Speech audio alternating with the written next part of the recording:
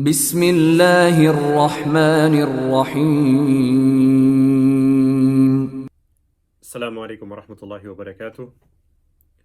Bismillahir Rahmanir Rahim. Alhamdulillah. Alhamdulillahi Rabbil Alameen. Wassalatu wassalamu ala Rasulihil Kareem.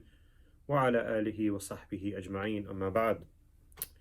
My dear respected brothers and sisters in Islam, I hope and pray everyone is well, inshallah. As we do on Wednesdays, we have some Q&A today.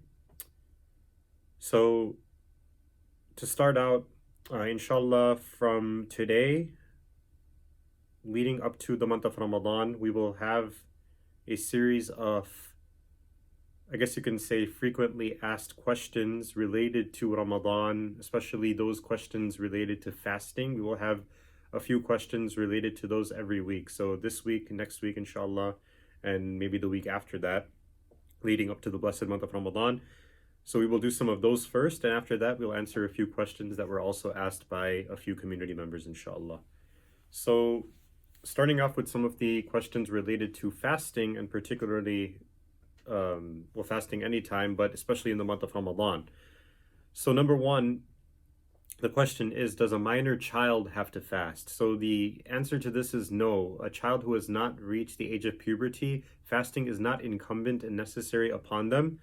However, just as we are commanded to teach our children about salah, as we are commanded to make sure that they are taught the salah, they are kind of given the habit at the age of 7, as mentioned in the hadith, and by the age of 10, they're actually praying the salah. And if they're not praying the salah, they have to be kind of reprimanded for that. Why? Because once they reach that age of puberty, whenever that is, then they have to be ready and they have to be praying salah. It is incumbent and it is necessary upon them at that point. So similarly with Sawm, with fasting, it is such that once they reach the age of puberty, then they have to be fasting during the days of Ramadan. Therefore, when children are minor, at least we can start with something basic, kind of give them some motivation and say that maybe fast half the day or fast a few hours, and say that, look, if you fast a few hours, we'll give you this reward or that reward.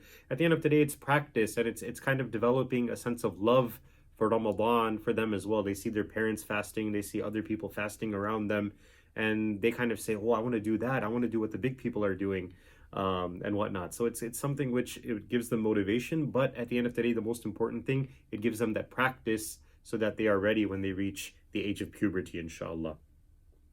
Number two, does a sick person have to fast? Of course, in the Quran, we know Allah subhanahu wa ta'ala, after mentioning the verse related to fasting, then Allah subhanahu wa ta'ala says, أَيَّامًا مَعْدُودَاتٍ فَمَنْ كَانَ مِنْكُمْ مَرِيضًا أَوْ عَلَى سَفَرٍ فَعِدَّةٌ مِنْ أَيَّامٍ أُخَرَ. So the exceptions, of course, the sick person, the traveler, that's mentioned over there. So a sick person is exempted from fasting altogether if there is a genuine concern or reason to believe that the illness that they are going through will intensify by fasting, or that they will suffer another illness because of that, or it will prolong their recovery. So in those particular cases, then it is advised for them actually not to fast and to make up the fast at a later time. The third question, can a traveler omit fasting? What about the travelers? We just talked about that exemption in the verse of the Quran. So a shara'i musafir who was in the travel of the distance of a traveler. So in the Hanafi madhab, they give the estimation of about 48 miles or so as a valid traveler. So as long as a person embarked on their journey and left for their journey before dawn, before the time of fasting actually began, then in that case they are permitted to not fast for that particular day. And that is as long as they have the intention to be a shara'i musafir, of traveling 48 miles or more. Now notice that there is a difference also. It's still superior if a person is doing such an easy travel, like for example, if you're going from here to, say, Springfield, Illinois, which is like 100 miles away, and nowadays it takes us an hour and a half to drive 100 miles in a car where it's air conditioned and it's so easy and it's so simple. It's still superior for a person to get that fast done in the month of Ramadan. However, if a person still chooses not to fast, then there's no blameworthiness upon them, because there is the valid omission from the Quran itself. So a person should fast as long as they are able to, but if they are not, then it is not obligatory in that particular case. Now, the other question comes up, what if a person has embarked on their journey during the daytime, after dawn? So After the time of fasting has come, after suhoor, now a person embarks on their journey when they have already started fasting as a resident at home, then in that case they must fast for that particular day since they left after that particular time. So that is something that we have to remember with regards to that ruling. Okay, does the swallowing one's own saliva while fasting break the fast? So no, that does not break the fast, irrespective of the amount that is swallowed. However, it is disliked to deliberately gather one's own saliva in the mouth and swallow it while fasting. Okay, will smoking invalidate the fast? Yes, smoking does invalidate the fast, and whether it's cigarette smoking, whether it's vaping or whatever else, it will invalidate the fast. And it is permissible, by the way, and I'll answer this question also when we do some more medical questions. We'll do that probably next week.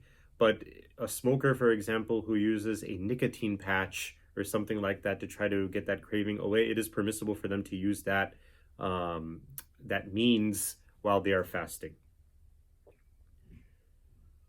Okay, is it permissible to have marital relations with one's spouse during the nights of Ramadan? So yes, that is permissible. Allah subhanahu wa ta'ala mentions in the Quran in Surah Baqarah, أُحِلَّ لَكُمْ لَيْلَةَ الصِّيَامِ الرَّفَثُ إِلَى نِسَائِكُم, which basically, which is a verse that means that it is permissible for one to have marital relations with the spouse, yani during the nights of Ramadan. So during the hours in which there is no fast, that is permitted. However, during the fasting hours of the day, then of course it is impermissible to do that. Okay, does mistakenly swallowing water during wudu invalidate the fast? The answer is yes. If one mistakenly swallows water, then in that case, only a qada will have to be made up. And now keep in mind, there's a difference between something being done mistakenly versus forgetfully. Mistakenly is when you are in the state of mind that you know you are fasting. So you're making wudu, you know you're fasting, and if you're rinsing your mouth, for example, which by the way is not a farad of wudu, so if one kind of fears that they may swallow a little bit, then they can omit that particular step. But if one, for example, they know that they're in a state of fasting, they make wudu, now they rinse their mouth and maybe accidentally swallow a little bit, but they were in the state that they knew that they were fasting at that point, then in that case the fast will break at that point and they have to make the qada for that. Now, in a case where if one is forgetful, and it happens to many people where you're forgetful, maybe you're by a water fountain or something and your mind is on something else and you go to the water fountain and you just drink a little bit, now all of a sudden, oh subhanallah, I'm fasting and I completely forgot, I remembered. Forgetfully, if you do something and then at the point of remembering you stop doing what you were doing, then in that case your fast is still in continuation. You continue with your fast. So that is the difference between being forgetful versus being mistaken, and somebody engages in one of those particular acts. Okay, if one swallows food that is stuck in one's teeth, will that affect the fast? So the fuqaha mentioned that if food was already stuck in the teeth, so you ate your suhoor and now you start your fast. So the food that was in your mouth from suhoor time, as long as it is less than the amount of a chickpea, then in that case your fast will not break if it is stuck in the teeth or whatever in that case. Now, if it's a food that was outside the mouth and it entered the mouth after this time of fasting already began, then irrespective of the size and the amount of the food, if that is swallowed, then in that case the fast would break. If done mistakenly. Now, if it's done intentionally, then of course in that case there would be kafara, and kafara is such. I'll talk a little bit more about kafara, but kafara, just briefly, is if one intentionally breaks their fast. They know they're in the state of fasting, now they intentionally just break it because they feel like breaking it or whatever other reason that they would have, then in that case they would have to make up the fast by performing 60 consecutive days plus the missed fast that they did. So 61 days of fasting would have to be made up in a consecutive fashion. So that is what kafara is. And I'll talk about fidya, which many people confuse between fidya and kafara. I'll talk about that a bit later. Okay, can one use mouthwash and brush their teeth with regular toothpaste while fasting? Now, in principle, as long as anything is not swallowed, then it would be permitted. But this is why the ulama say it is makruh and it is disliked, because when you're using toothpaste or you're using mouthwash or anything, then there's a great chance that even a minuscule amount that we cannot even tell would go down the throat. And if that would happen, then the fast would break. So this is why it is advised that we use miswak during the time of fasting. It is permissible, and Nabi Sallallahu Alaihi Wasallam himself used to use miswak while in the state of fast. So it is a good time also to develop the habit of using the miswak in the month of Ramadan. Okay, can henna be applied while fasting? The answer is yes, that will not break the fast. Can one apply oil to the head while fasting? Yes, that can be done. Can one apply cream on their body or on their face while fasting? Yes, that can be done. Okay, does one have to have suhoor in order for the fast to be valid? There are times where maybe people missed an alarm or something and they get up and it's already past suhoor time. So now what happens? Is your fast still valid for the day? Yes, it would still be valid, although it would be a lot more difficult, but it would still be valid. But again, as we know, suhoor is something which is highly recommended, one of the great sunnahs, and it has great barakah in it as well. So it's a one of the meals that we should definitely make an effort for and partake in during the month of Ramadan. Okay, will vomiting invalidate the fast? So the answer to this is vomiting, if one unintentionally vomits, irrespective of the amount, that will not break the fast. Or if one intentionally vomits and it's less than a mouthful of an amount, and what do you consider a mouthful? The fuqaha, they mentioned that a mouthful is that which cannot be kept in the mouth, but with difficulty. So if one intentionally vomits that which is less than a mouthful, or unintentionally vomits, then in that case, the fast will not be broken. The only time it will be broken is if one intentionally vomits a mouthful or more. Then in that case, the fast would be broken, and one would have to make up a qada of that fast. Okay, what is fidya and who gives fidya? So a person who does not have the strength and the ability to fast due to a long-lasting or a terminal illness and has no hope of recovering even after Ramadan, then they should give fidya. So you can give the example of those who are diabetic. There are times where diabetics cannot fast during the day, so they have to give fidya. You know, diabetes is something which is a long-lasting condition.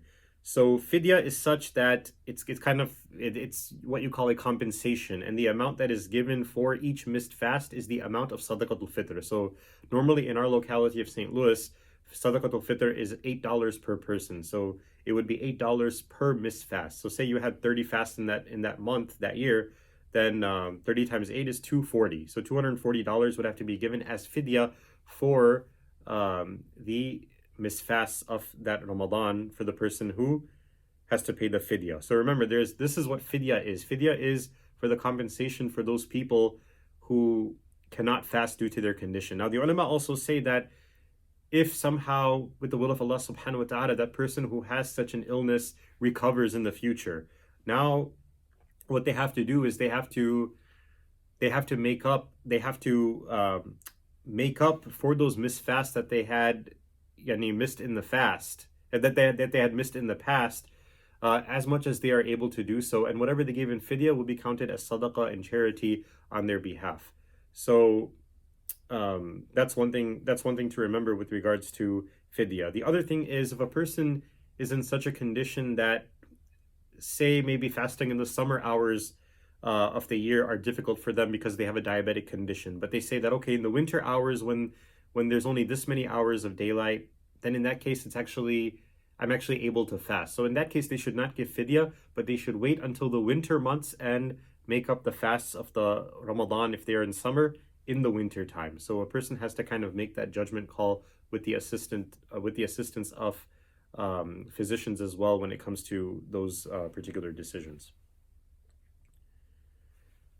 Okay, I am writing. Another question is, if a person has exams or any other work during Ramadan and they find it difficult to concentrate while they are hungry, can they delay their fasting until after Ramadan for those particular days? So the answer to this is, look, any type of ibadah that we do, we have to give priority to that. This is, again, a haqq of Allah subhanahu wa ta'ala, whether it's salah, whether it's fasting, whatever it may be. These are all hukuk of Allah subhanahu wa ta'ala. All of these other things like exams and what other not. I'm not saying they're not important, but they are a means of the dunya. And remember, Allah subhanahu wa ta'ala is the one who actually gives us, He's the one who gives us success at the end of the day. He is the one who provides us guidance at the end of the day. So a person should still be in the state of fast. What they should do is they should, number one, if it's difficult for them, they should go to their superiors and they should ask them to delay the exams until after Ramadan, or if they can do it in some other way.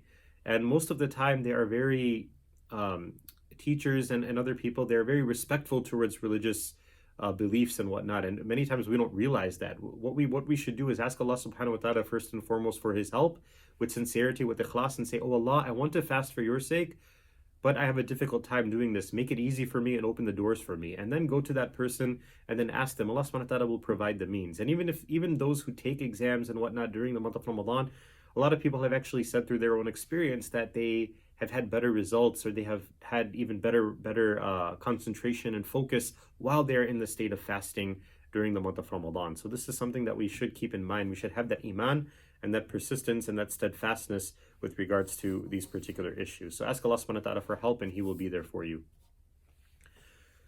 Okay, so those are just a few questions related to Ramadan for this week. We'll answer some more inshallah next week, more that are related to medical aspects.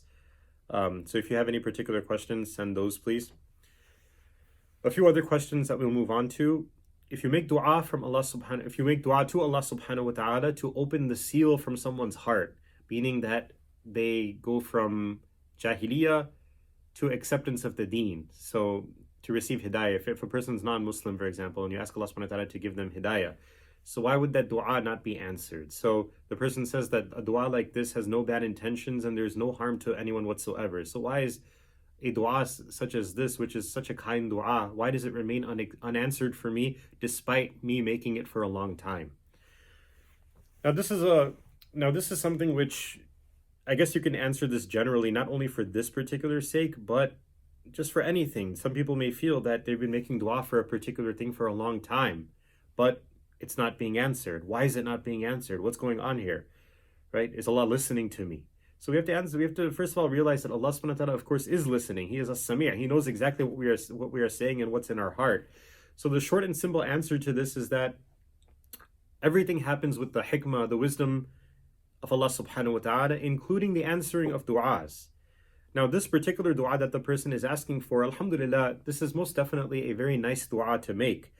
But at the end of the day, it is up to Allah subhanahu wa ta'ala to decide whether this person will or will not accept Islam. Allah knows whether the person will or will not accept Islam. Everything is in his infinite wisdom. Now we have to remember, go back to the time of Rasulullah sallallahu alaihi wasallam. You can just give an example of his own uncle Abu Talib. Remember how much his uncle loved him. He was so protective of him. He protected him at a time in Mecca where Muslims faced persecution. Even at the time when the Muslims faced boycott, Abu Talib was with the Muslims at that time, assisting them from the difficulties that they were going through. But even though he supported the message of Islam and protected his own nephew, at the time of his death, on his deathbed, when Nabi sallallahu alaihi wasallam went to him and pleaded for him just to say La ilaha illallah Muhammadur Rasulullah, he still did not accept Islam even at that time on the deathbed. So this was Nabi sallallahu alaihi wasallam, his own nephew who he loved so much, who was trying to plead with him, and he did not accept Islam at that point. This was from the hikmah and the wisdom of Allah subhanahu wa ta'ala. Right? So that's an example that we can give with regards to this. Now another thing is Allah subhanahu wa ta'ala answers du'as in different ways as well. Sometimes a person, it's a test. Allah subhanahu wa ta'ala is such that he is al-ghani, and he can give us the result of our du'a in an instant. He can give it to us before we even say it, because he knows what's already in our hearts, what we are thinking of. But at the end of the day, it's also part of the test of this world, the test of sabr, the test of steadfastness, the test of our iman. Allah subhanahu wa ta'ala also answers du'as in other ways, as the ulama mentioned. Either the du'a is answered as is, it could be at that time, or it could be months later, it could be years later, Allahu a'lam. So hopefully this person will inshallah eventually accept Islam, whether it be soon, whether it be later on, Allahu a'lam. But Allah subhanahu wa ta'ala also answers du'as in other ways, like in the akhirah, a person may receive hasanat, compensation in the form of hasanat, good deeds and good actions, which will be much greater than any du'a that can be answered here. Another thing that may happen with the answering of du'as is something that was difficult in their qadr, that was going to happen, that's going to be removed by Allah subhanahu wa ta'ala as well. So these are a few things that the ulama say with regards to that. Another thing, Allah subhanahu wa ta'ala is the one who knows best with regards to what is good and what is not good. As is mentioned in the Quran, that there are things that are apparent that may seem good to us, but they are evil, and vice versa. There are things that may may seem evil to us, but they are good for us at the end. So Allah is the one who is Al-Alim. This is why we should always ask Allah subhanahu wa ta'ala for His help in all particular matters. So